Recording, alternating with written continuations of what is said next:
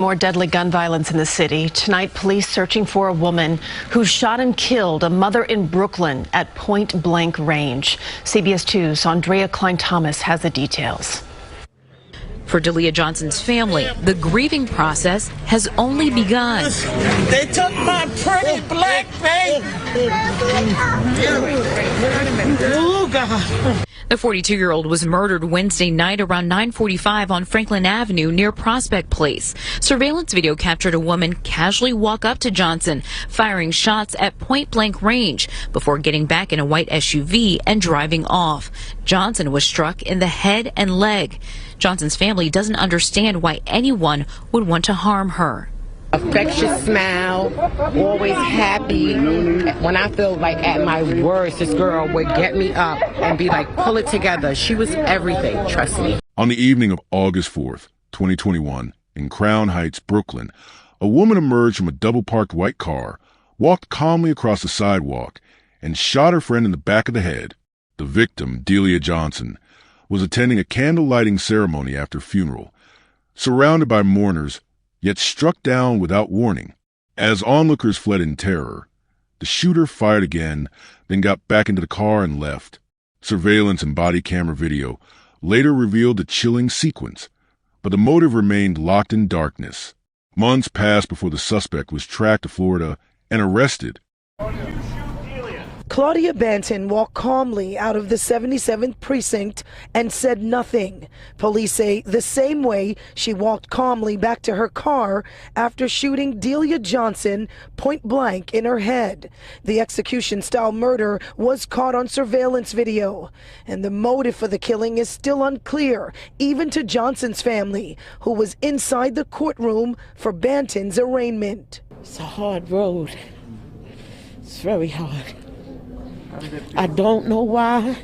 After the murder 3 months ago in Crown Heights, Banton went on the run until detectives tracked her down last week in Florida. Pix 11 News obtained this exclusive video of Banton being led through JFK Airport Thursday. She's in shackles, and sources say she hasn't said a word to detectives or showed any remorse, something Johnson's mother can't believe because her daughter and Banton were once friends. You see somebody you had your hand in raising that took my baby. I just don't understand it. Banton is known to police with at least 9 prior arrests. In 2025, a jury would convict her, but even as the court pronounced its verdict, questions lingered. Why would someone kill a longtime friend in cold blood, in broad daylight, among people who knew them both? Stay with us as we unravel this shocking story and uncover the heartbreaking details of what led to this senseless loss. Before we begin, let us know in the comments, where are you watching from? And what are your thoughts as the story unfolds? Welcome to True Crime Tales, where we reveal the crimes that shock communities and the secrets hidden behind closed doors. These are real people, real events, real consequences. Hit subscribe and turn on notifications. You won't want to miss what's coming next. Now, let's begin. Delia Johnson was 42 at the time of her death. She came from a close-knit family. Her mother was Delia Berry, and she had siblings. She was also a mother, with a daughter serving in the U.S. Air Force. Delia was known in her community as friendly, compassionate, and community-oriented. She regularly attended family events and neighborhood gatherings, including memorials, candlelight vigils, and funerals. Those who knew her describe her as generous, trustworthy, and caring, and she would consider a supportive presence in Crown Heights. In her community, Delia was well known and respected. She actively participated in events that reinforced community ties and supported neighbors, reinforcing her reputation as a reliable and trusted figure. Her presence at gatherings such as candlelight vigils and memorials made her a familiar face in the neighborhood and someone people rely upon for support and companionship. Delia's relationship with Claudia Banton, the woman who later killed her, was long-standing. Banton had been described by the Johnson family as a family friend and had attended family gatherings, sometimes even staying in their home. Their relationship reportedly went back decades, possibly to their childhood or teenage years. The murder was especially devastating to the family because it represented a profound betrayal. Someone they had trusted deeply and considered like family became the person responsible for Delia's death. The murder had a significant impact on Delia's family. Her mother, Delia Berry, expressed ongoing grief and frustration over the time it took for legal proceedings to move forward. Delia's siblings were also deeply affected, not only by the loss itself, but by the public nature of the crime. Delia's daughter, serving in the U.S. Air Force, was unable to witness events firsthand, and the distance added to her grief. During the sentencing, she appeared remotely and acknowledged the tragedy while expressing sorrow over her mother's death. On the night of the murder, the crime unfolded quickly. Banton exited a vehicle and approached Delia in a deliberate manner. Surveillance footage captured her movements from the car to Delia, showing calm and deliberate behavior, which suggested premeditation or at least composure during the act. The footage was essential in linking Banton to the shooting. Police body camera footage documented first responders arriving at the scene, the chaos, and attempts to provide first aid. The video showed panic, screaming, and Delia bleeding on the ground, and it was later presented in court to illustrate the severity of the crime. Witnesses provided statements that corroborated the surveillance footage. Some initially misidentified the shooter as male, likely due to stress and the rapid unfolding of the attack. Multiple witnesses confirmed seeing a woman exit the vehicle, approach Delia, and shoot her. The statements highlighted the confusion, fear, and panic at the vigil, and described people running and screaming immediately after the shots were fired. The video is chilling. A woman is seen murdering another woman, execution style, in New York City. Now, just hours ago, that accused killer was in a Jacksonville courtroom. More than 1,000 miles away from the scene of that crime, Claudia Banton was captured here on Main Street, north of the Trout River Bridge. And U.S. Marshals got information that she might be somewhere here in our area. She was arrested during a traffic stop. News4Jax reporter Ann Maxwell was just in the courtroom and joins us live. Ann. Banton is in the Duval County Jail awaiting extradition to New York. She's charged in the murder of Delia Johnson, who was shot on a crowded street in Brooklyn, New York back in August. And the whole thing was captured on surveillance. We want to warn you, this might be tough to watch. A woman identified by U.S. Marshals as Claudia Banton walked casually out of a car on an August night in Brooklyn, her hand behind her back. She's seen approaching this woman in a pink dress and pulling out a gun, shooting her in the head. The victim has been identified as Delia Johnson. My sister did not deserve that. Johnson was a single mother of a 17-year-old girl. This was senseless. Johnson's family described her as generous and loving. She would give you the clothes right off her back, right there and then, no matter where you was. If you needed something, she would give it to you. The surveillance video shows the shooter walked back to the car after pulling the trigger and drove away. The victim's family said she had no enemies they knew of and was lured to this spot just a few blocks away from her apartment. Witnesses said Johnson and Banton had been at the same funeral earlier that day. A spokesperson with the U.S. Marshals told News4Jax they got information Banton might be in Jacksonville. They put surveillance on her and reportedly saw her get into a car. They then pulled over that car here on North Main Street. Banton was in the passenger seat and taken into custody. She had an initial court appearance this afternoon. Do you want to go ahead and agree to return to New York? Yes. We'll notify authorities of the state of New York. You're now available to be picked up. And a spokesperson with the U.S. Marshals tells me the driver who was in the car with Banton when they were pulled over was not arrested. Live in Jacksonville, Ann Maxwell, Channel 4, the local station. Following the murder, Banton fled New York. Law enforcement launched a manhunt, and on November 8, 2021, she was arrested in Jacksonville, Florida.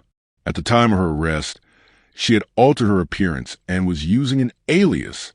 She was subsequently extradited to New York to face charges. Claudia Banton walked calmly out of the 77th precinct and said nothing. Police say the same way she walked calmly back to her car after shooting Delia Johnson point blank in her head. The execution-style murder was caught on surveillance video, and the motive for the killing is still unclear, even to Johnson's family, who was inside the courtroom for Banton's arraignment. It's a hard road. It's very hard. I don't know why. After the murder 3 months ago in Crown Heights, Banton went on the run until detectives tracked her down last week in Florida. Pix 11 News obtained this exclusive video of Banton being led through JFK Airport Thursday. She's in shackles, and sources say she hasn't said a word to detectives or showed any remorse, something Johnson's mother can't believe because her daughter and Banton were once friends. You see somebody you had your hand in raising that took my baby. I just don't understand it. Banton is known to police with at least 9 prior arrests, including for assault. She's now charged with second-degree murder and criminal possession of a weapon. In a statement, Brooklyn District Attorney Eric Gonzalez said, "This was a cold-blooded execution of a woman who was a beloved mother, daughter, sister, and friend who did not deserve to have her life taken away from her.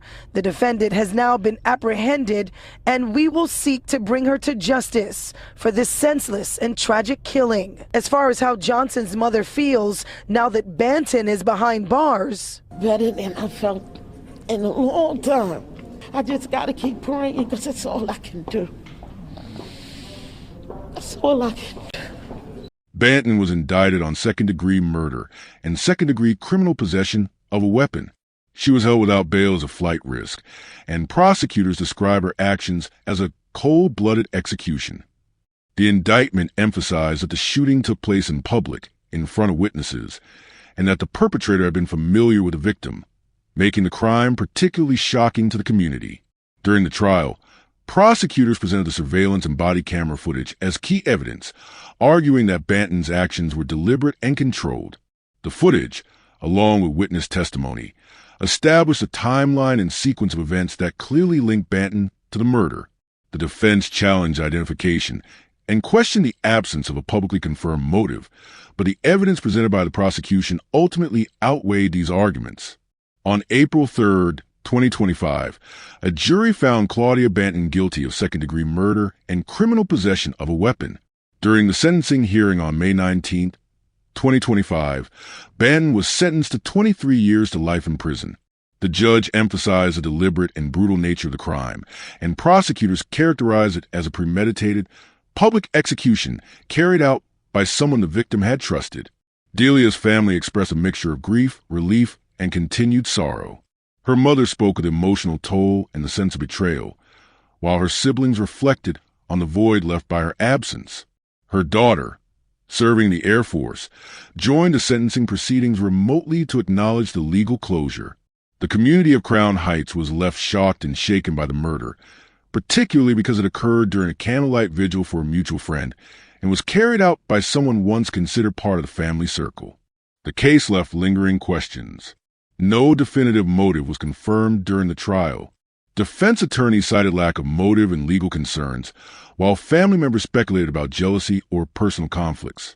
The case also highlighted issues such as misidentification of perpetrators, the importance of surveillance in violent crime investigations, and the vulnerability of individuals in public spaces, even among familiar communities. Delia Johnson's death was a result of a calculated, execution-style shooting by someone she once trusted. Surveillance and body camera evidence, combined with witness testimony, led to the conviction and sentencing of Claudia Banton. The family and community were left to process the betrayal, grief, and lasting impact of a crime that shocked the neighborhood and highlighted the dark consequences of violence within trusted social circles. While legal justice was achieved, the personal and communal trauma endured by those who knew and loved Delia remained significant. After her arrest in Florida, Claudia Banton was extradited to New York and arraigned in Brooklyn Supreme Court. The Brooklyn District Attorney charged her with second-degree murder and second-degree criminal possession of a weapon. Banton was held without bail due to the severity of the charges and her status as a flight risk. The arraignment and formal charging marked the beginning of a legal process that would span several years and involve multiple pretrial motions, evidentiary challenges, and jury proceedings. During the pretrial phase, the defense focused on multiple avenues to challenge the case against Banton. A primary strategy was to dispute her identification as a shooter. The defense argued that neither eyewitness testimony nor surveillance footage conclusively placed Banton at the scene committing the shooting. They noted discrepancies in witness accounts, pointing out that stress, distance, and the sudden nature of the crime could have impaired accurate identification. Additionally, the defense highlighted that some witnesses had not seen Banton in decades, raising the possibility of misidentification due to the passage of time and changes in appearance. Another major defense argument revolved around the lack of an established motive. Publicly, prosecutors had not presented a clear reason why Banton would carry out such a violent act against someone considered a close family friend. The defense maintained that the absence of demonstrable motive created reasonable doubt and questioned whether Banton had any reason to execute an attack of this magnitude. Pre-trial motions also sought to suppress or limit evidence, including certain surveillance footage and specific witness statements, claiming these pieces of evidence were either unreliable or prejudicial. The prosecution countered these challenges by asserting that both surveillance footage and body camera recordings were admissible and essential for establishing the sequence of events and identifying the perpetrator. They maintained that witnesses would be allowed to testify regarding their recognition of Banton, and that video evidence provided a clear depiction of the act, regardless of debates about motive. The trial began with jurors being presented with surveillance footage, showing the moments leading up to and during the shooting of Delia Johnson. The video depicted a woman exiting a double-parked vehicle, approaching Johnson from behind, and firing at her at point-blank range. The footage showed the methodical nature of the attack, including subsequent shots fired while the victim was on the ground. Defense attorneys immediately objected to the footage, arguing that the person in the video could not be positively identified as Banton. They questioned whether the lighting, camera angles, and resolution were sufficient to confirm identity. In addition to surveillance video, the prosecution introduced police body camera recordings. These recordings captured the immediate response of first responders arriving at the scene, including their attempts to administer medical aid to Johnson and the reactions of bystanders. The footage showed a chaotic environment, with individuals screaming, fleeing, or attempting to assist the victim. The prosecution highlighted this footage to establish the severity of the crime, the presence of witnesses, and the public nature of the attack. Prosecutors emphasized that the shooting was execution style. The act of approaching from behind, firing the first shot directly at the victim's head, and delivering additional shots while she was incapacitated was presented as deliberate and methodical. The prosecution framed the crime as premeditated, underlining that Banton carried out the attack despite the presence of numerous witnesses, some of whom were children and elderly individuals attending a vigil for a recently deceased friend. The betrayal factor was central to the prosecution's argument. Banton was described as a family friend, someone previously trusted by the victim and her relatives, making the deliberate nature of the attack more significant. Witness testimony corroborated the surveillance footage. Individuals who had attended the vigil provided accounts of a woman calmly approaching the victim, firing a handgun, and departing without displaying signs of urgency or fear. These accounts reinforce the portrayal of the killing as a premeditated act committed by someone who was emotionally detached from the violence being inflicted. The defense argued that identification was not conclusive. Attorneys questioned whether witnesses could accurately recognize Banton, noting inconsistencies in their accounts and the possibility that stress and shock could have affected their perceptions. They also pressed the point that the prosecution had not presented a motive, emphasizing that the absence of a clear reason for the attack created reasonable doubt. The defense further scrutinized forensic analysis, questioning whether the gunshot residue and weapon possession evidence conclusively linked Banton to the firearm used in the killing. During the trial, family impact statements were delivered.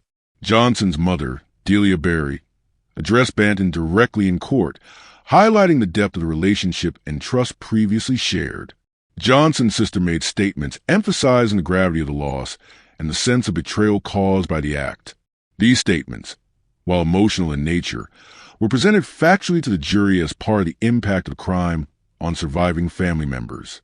After deliberation, on April 3, 2025, the jury returned a verdict finding Claudia Banton guilty of second-degree murder and second-degree criminal possession of a weapon. The conviction was based on the combination of surveillance video, body camera footage, and eyewitness testimony. Each piece of evidence was presented to establish a clear timeline of events, the deliberate approach of the shooter, and the presence of Banton at the scene during the crime. The jury concluded that the act was deliberate, premeditated, and executed with awareness of the consequences. On May 19, 2025, Claudia Banton was sentenced to 23 years to life in prison.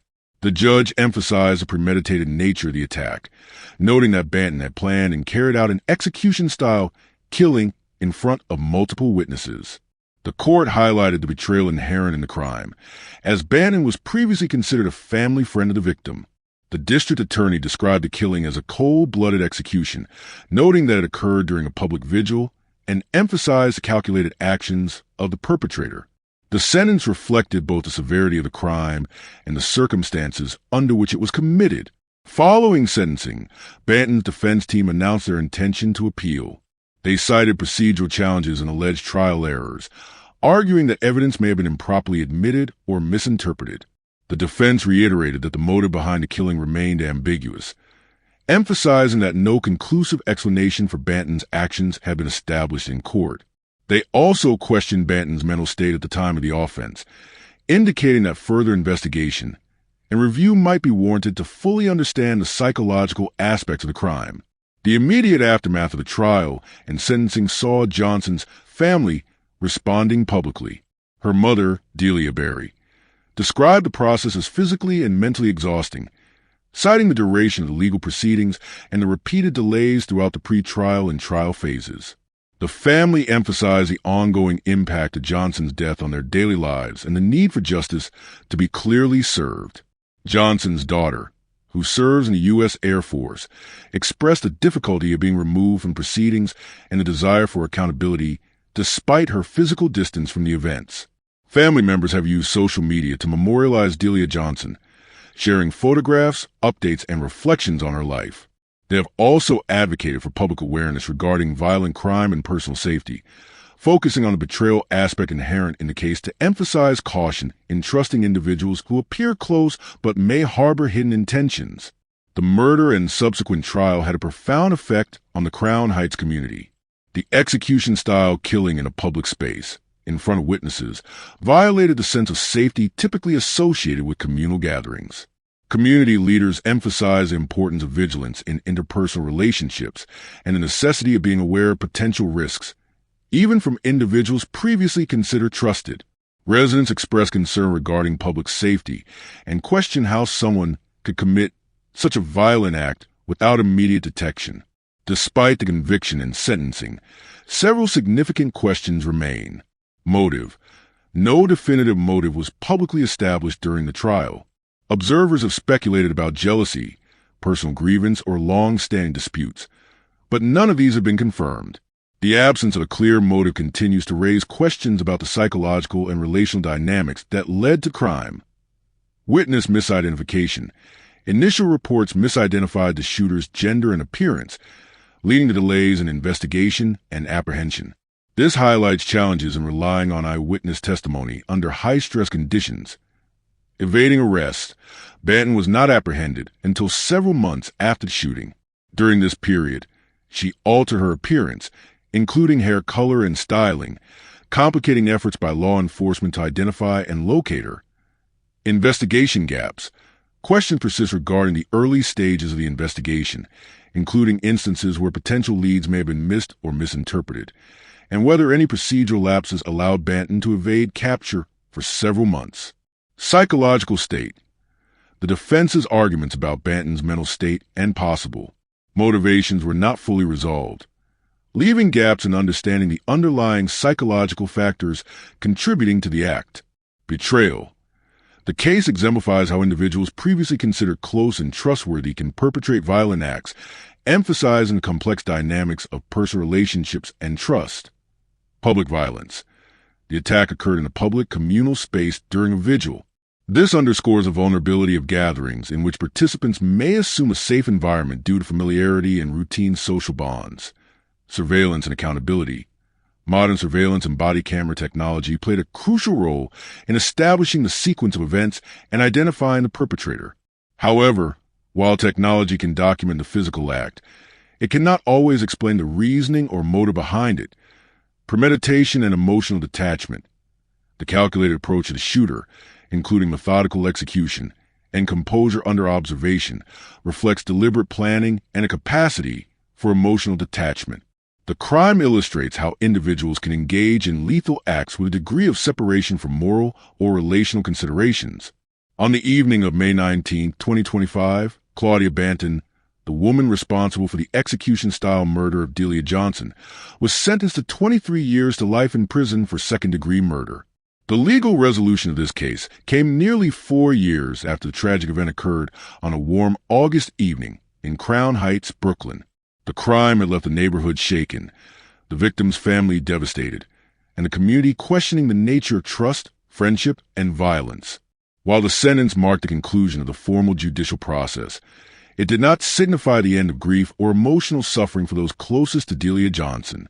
Legal closure had been achieved, but the void left by her death remained profoundly unfilled. The sentencing of Claudia Banton represented the final chapter in the criminal justice system's handling of Delia Johnson's murder. After years of investigation, extradition, pre-trial motions, and a jury trial, Banton had been convicted and held accountable for the killing. For prosecutors, the case was straightforward. The surveillance footage captured the cold, deliberate approach of the shooter as she aimed a handgun at Delia's head, fired, and then left the scene with calm composure. Body camera footage further documented the response of law enforcement officers, who attempted to provide first aid and secure the crime scene, highlighting the severity of the act and the immediate aftermath. Yet, even with the sentence rendered, emotional closure for Johnson's family was incomplete. Her mother, siblings, and daughter continued to grapple with the traumatic nature of her death. The sudden, public, and brutal manner in which Delia was killed has left lingering psychological scars. The family's grief is compounded by the realization that their loved one's life was taken in full view of the community during what should have been a solemn and safe memorial. This distinction between legal resolution and emotional closure underscores a key aspect of many violent crime cases. Justice may be achieved in court, but the human experience of loss is far more complicated and enduring. Witnessing the footage of the crime, whether directly in court or indirectly through media, reinforces this trauma. The images of Delia bleeding on the sidewalk, the panic of bystanders, and the immediate chaos of the scene are difficult to reconcile with the life she once lived. These images, while vital for establishing accountability, cannot restore what was lost. They serve as a permanent reminder of the sudden and violent rupture in the family's life and in the community's sense of safety. Delia Johnson was more than a victim of high-profile murder. She was a woman deeply embedded in her family and community. At the age of 42, she had built a life defined by personal relationships, trust, and participation in communal events. Her family remembers her as dependable, compassionate, and active, often attending memorial services and supporting friends in times of need. In her neighborhood, she was known as a trusted presence, someone who could be relied upon in both everyday and significant moments. Her relationship with the perpetrator, Claudia Banton, added an additional layer of complexity to her legacy. Banton was not a stranger. She was considered a family friend, someone who had been welcomed into the Johnson household and included in the intimate spaces of family life. This connection amplified the sense of betrayal, and it underscores the fragility of trust even among those who share long histories. For the community, the fact that the murder was committed by someone previously trusted heightened the sense of shock and insecurity. The Johnson family has worked to preserve Delia's memory beyond the legal case. Public statements at the trial, court appearances, and media engagement were used not only to convey the facts of the case, but also to remind the public of who Delia was. Her mother and siblings made clear that she should not be reduced to the circumstances of her death.